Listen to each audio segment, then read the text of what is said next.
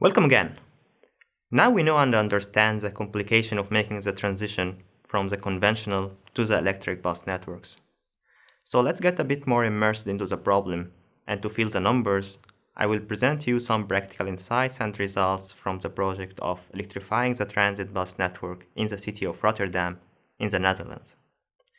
But before we start, let me first introduce you to the city of Rotterdam.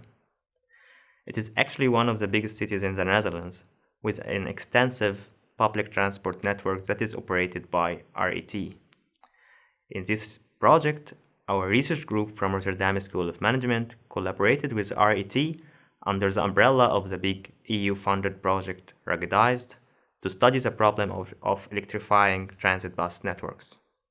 In Rotterdam, opportunity charging technique is used. So charging takes place only at terminal stations at the end of the lines, and the buses recharge their batteries there when all passengers leave the buses. So let's start from actually one of the earliest questions that any operator may ask at the beginning of the electrification process of their transit bus network. If we add enough chargers at the selected terminal stations such that any bus that goes to one of these stations is guaranteed to find a charging slot available, would it be possible in this case to keep the operational schedules of the conventional network with the electric one without running into any issues and no buses run out of energy? So we did this analysis and evaluated how many buses may run into issues and their state of charge will run below a threshold of 10% at different scenarios, such as higher and lower energy consumption rates, as you can see in these two figures, and also using different values for the charging power, which you can see on the x-axis here, and the battery capacities of the buses, which are presented by the three bars in the figures. And as you can see, in the most optimistic scenario, with the lowest energy consumption, highest charging power, and highest battery capacities, there are still a few buses that run into a problem and their state of charge falls below the critical 10% level. So the answer to the questions that we asked in the previous slide is no. It is not possible to keep the operational schedules as they were with the conventional network and just add enough chargers. Replanning is needed. And this takes us to the second question. How can we optimize or plan the charging schedules? As I previously mentioned, the charging schedule is a new problem that didn't previously exist with conventional networks, and operators now need to deal with it. And the important question is, how much can we benefit from optimizing the charging schedules? So to answer this question, we developed an optimization model that can work with different objectives, such as minimizing the number of charging events in the network or minimizing the impact on the grid by shifting the charging load to the off-peak times. And our main constraint here is, of course, that no bus in the network gets to a state of charge that is below a specific threshold during the day, for instance, below 10 or 15%. And we carry out a comparison between the charging profiles of the buses in case of the optimized schedule, and if we do no optimization and just follow a straightforward charging strategy that is based on first in, first serve. So basically, the bus that gets first to the station takes the charger. And the objective here with the optimized schedule is that we follow is minimizing the impact of electrifying the transit bus networks on the grid by shifting the charging loads to the off-peak hours.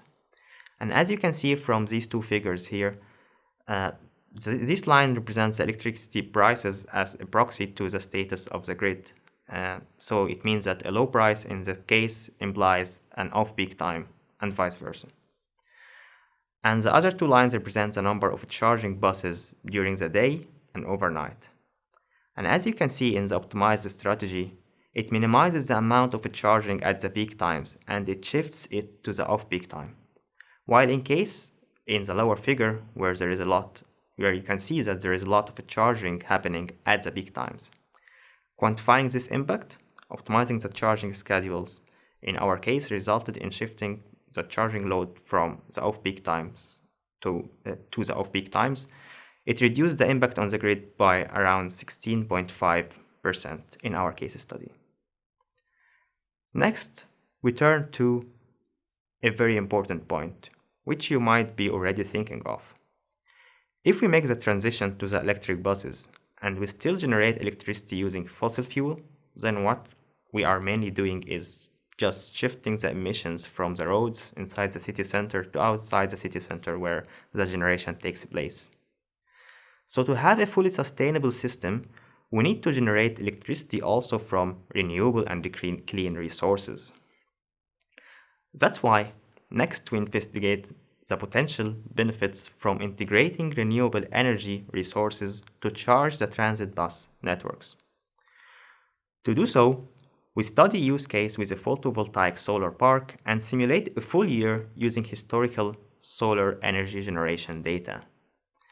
And as you can see in the figure, integrating local renewable energy generators can significantly reduce the load on the grid. And adding an energy storage system to store the renewable energy when there is no available bus to charge can enhance the performance even more and reduce the load on the grid a bit more.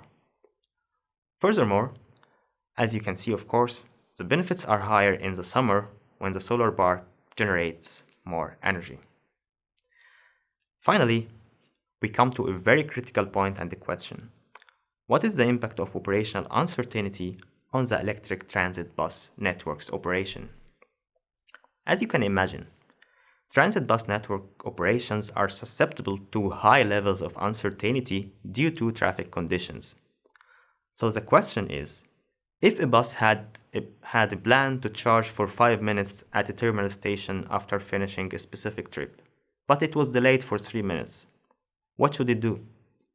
Shall it charge for the 5 minutes and start the next trip a bit late? Of course not. Then it will have to charge only for the remaining couple of minutes. But in that case, of course, its state of charge will drop below what was planned. So high operational uncertainty and traffic conditions may result in infeasibilities in the electric transit bus networks, as buses may miss some of their planned charging slots. To overcome and mitigate the impact of this uncertainty, in our work, we propose the framework of a central real-time decision support system that collects real-time data from the buses and uses online optimization to readjust the charging schedules of the buses accordingly. So for instance, a bus that had missed a planned charging slot in the previous hour shall get another slot in the next hour. Additionally, the real-time decision support system can collect real-time weather data to improve the renewable energy generation predictions. And so, it can readjust the bus's charging schedules accordingly to realize better coordination between the charging schedules of the buses and the renewable energy generation profile. Finally, it can also control the operation of the energy storage system that can be used to store the excess renewable energy generated. Finally, I would like to wrap up this video and this lecture by discussing with you what could be next for electric transit bus networks. And I will start this discussion by suggesting two potential promising directions. The first one is using autonomous buses, which can make the operations easier, especially with this real-time planning and centralized control system. Second, there might be indeed a very good opportunity to use electric transit bus networks as virtual power plants, which can feed energy back to the grid when and where it is needed.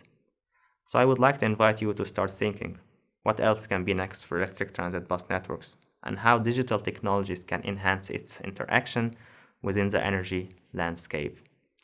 That's everything for today, and thank you for watching this lecture.